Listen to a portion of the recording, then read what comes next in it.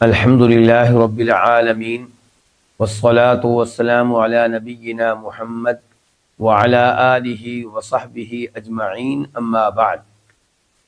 آج ہم زکوٰۃ الفطر یعنی کہ فطرانہ کے موضوع پہ گفتگو کریں گے، اور اس موضوع پہ ہماری گفتگو کئی ایک سوالات پہ مشتمل ہوگی۔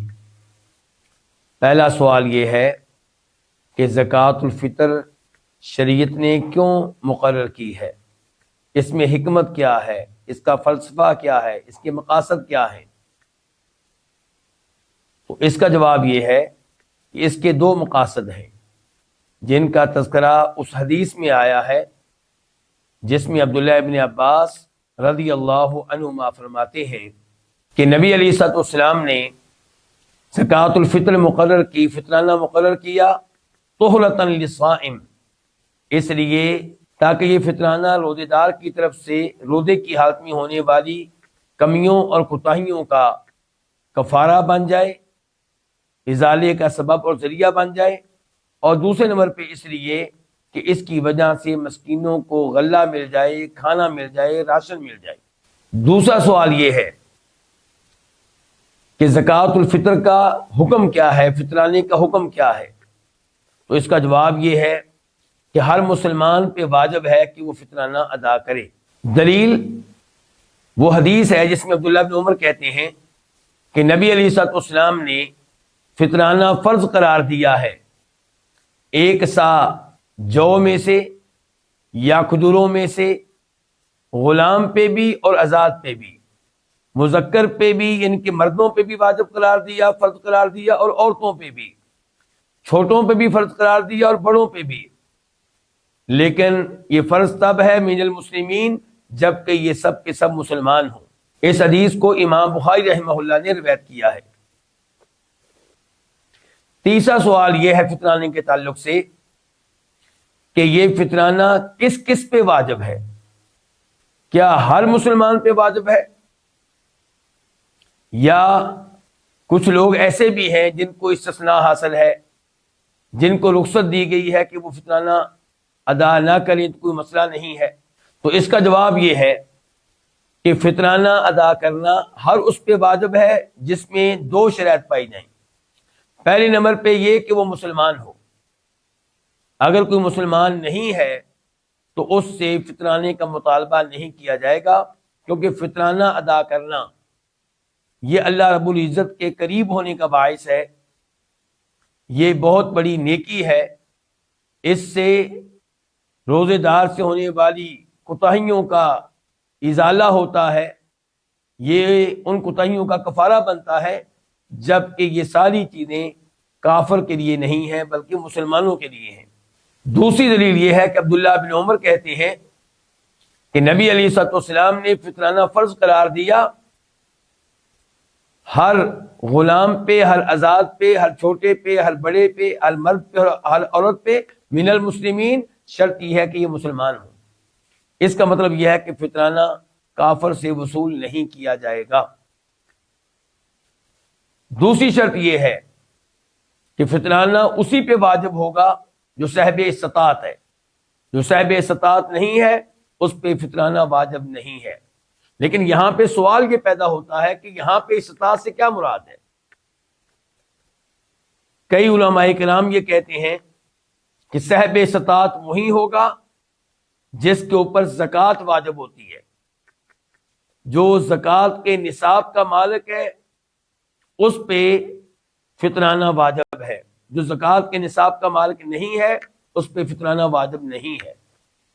جبکہ دوسرا موقف یہ ہے کہ فطرانہ ہر اس شخص پہ واجب ہے جس کے پاس عید کے دن کا کھانا، عید کی رات کا کھانا اپنے لیے بھی موجود ہے، اپنے گھر والوں کے لیے بھی موجود ہے، اور اس کے علاوہ مال بھی موجود ہے جس سے فطرانہ ادا کیا جا سکتا ہے، تو اس پہ اپنا فطرانہ بھی واجب ہوگا اور ان کا فطرانہ بھی اس پہ واجب ہوگا جن کا خرچہ اس کے ذمہ ہے۔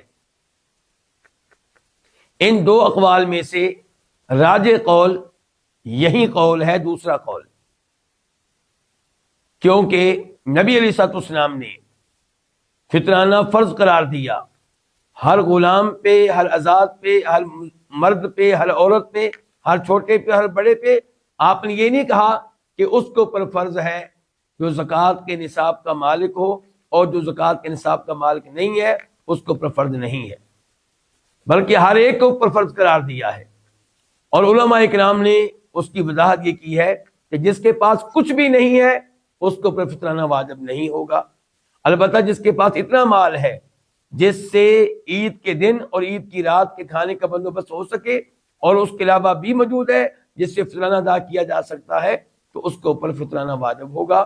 اور اس معاملے میں ہم اس حدیث سے بھی مدد لے سکتے ہیں جسے امام ابو داؤد رحمہ اللہ روایت کرتے ہیں کہ فرمایا نبی علیہ الصلوۃ والسلام نے، جس کے پاس اتنا مال ہو، جس مال سے وہ مستغنی ہو رہا ہے، دوسروں سے بے نیاز ہو رہا ہے، مالدار بن رہا ہے، اس کے لیے لوگوں سے مال مانگنا جائز نہیں ہے۔ صحابہ کرام نے پوچھا اے اللہ کے رسول یہ کون ہے جس کو مالدار کہا جائے گا؟ فرمایا جس کے پاس ایک رات اور ایک دن کا کھانا موجود ہو۔ یہاں پہ مزید وضاحت کے طور پہ یہ بھی بتا دوں کہ مسلمان پہ واجب ہے کہ اپنا فطرانہ بھی ادا کرے، اور ان کا بھی جن کا خرچہ اس کے ذمہ ہے، یعنی کہ اس کی بیگم اور اس کے وہ بچے جو ابھی بالغ نہیں ہوئے جن کا خرچہ اس کے ذمہ ہے۔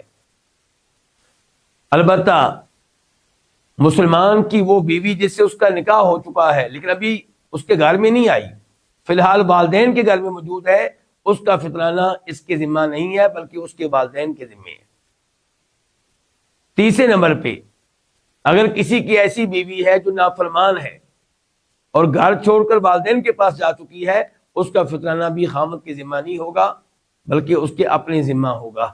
چوتھے نمبر پہ فطرانے کے تعلق سے، زکوٰۃ الفطر کے تعلق سے ہمارا سوال یہ ہے کہ فطرانہ کس کس جنس سے ادا کرنا جائز ہے، درست ہے؟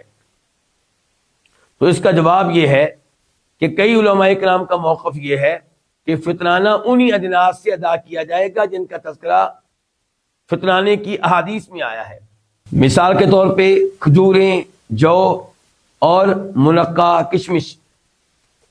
جبکہ دوسرا موقف یہ ہے کہ فطرانہ ہر اس جنس سے ادا کرنا درست ہوگا جس کو مسلمان بطور قوت، بطور بنیادی خوراک کے استعمال کرتے ہیں۔ اس قول کے مطابق فطرانہ ادا کرنا درست ہوگا گندم سے، چاولوں سے، کھجوروں سے، جو سے اور دیگر ایسی اشیاء سے جو بنیادی خوراک کے طور پہ مسلمان استعمال کرتے ہیں، اور انشاءاللہ یہی قول راجح ہے، یہی قول مضبوط ہے۔ امام ابن تیمیہ رحمہ اللہ اس قول کی تائید میں فرماتے ہیں کہ نبی علیہ الصلوۃ والسلام اور صحابہ کرام ان چیزوں سے فطرانہ ادا کرتے رہے جو ان کے ہاں بنیادی خوراک کی حیثیت رکھتی تھیں، اور اگر یہ چیزیں ان کے ہاں بنیادی خوراک کی حیثیت نہ رکھتی تو آپ ان سے ان چیزوں سے فطرانہ ادا کرنے کا مطالبہ نہ کرتے۔ پانچویں نمبر پہ زکوٰۃ الفطر کے تعلق سے، فطرانے کے تعلق سے ہمارا سوال یہ ہے کہ فطرانہ اس کی مقدار کیا ہوگی، کتنی مقدار فطرانے میں ادا کرنا واجب ہے، ضروری ہے؟ راجح قول کے مطابق ہر جنس سے ایک سا ادا کرنا ضروری ہوگا، یہی جمہور علماء کرام کا موقف ہے، اور اسی کی تائید ہوتی ہے اس حدیث سے جسے ابو سعید خدری رضی اللہ تعالیٰ عنہ بیان کرتے ہیں۔ وہ کہتے ہیں کہ ہم نبی علیہ الصلوۃ والسلام کے زمانے میں ایک سا فطرانہ ادا کیا کرتے تھے، پھر جناب معاویہ کے زمانے میں جب شام کی گندم وغیرہ آئی تو انہوں نے کہا کہ میری رائے یہ ہے کہ اس گندم کا آدھا سا کھجوروں کے ایک سا کے برابر ہے، یعنی کہ قیمت کے لحاظ سے۔ تو انہوں نے کہا کہ میری رائے یہ ہے کہ اس گندم میں سے آدھا سا ادا کر دینا کافی رہے گا۔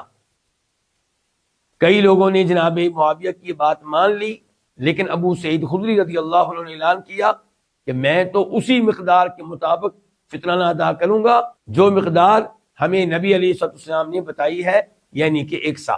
فطرانے کے تعلق سے چھٹا سوال یہ ہے کہ فطرانہ کب ادا کیا جائے گا، کب فقیر کے حوالے کیا جائے گا؟ تو اس بارے میں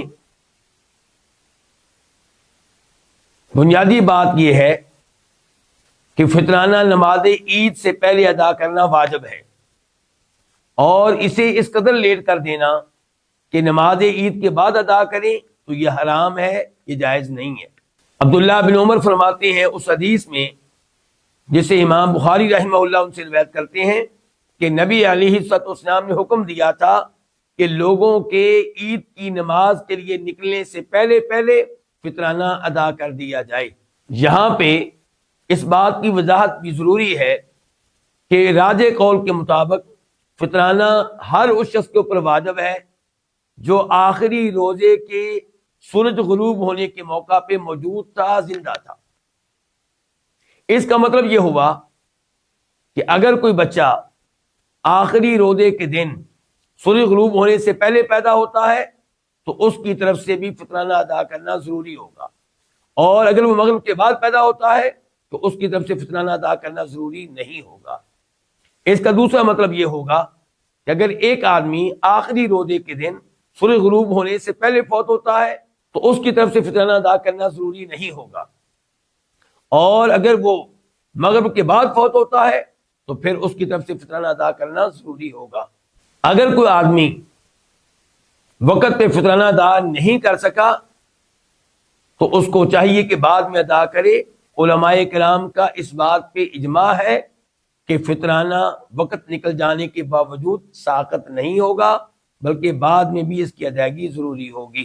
7ویں نمبر پہ ہمارا سوال یہ ہے کہ کیا فطرانہ غلہ کی شکل میں ادا کیا جائے گا یا اس بات کی گنجائش ہے کہ نقدی کی شکل میں فطرانہ ادا کر دیا جائے؟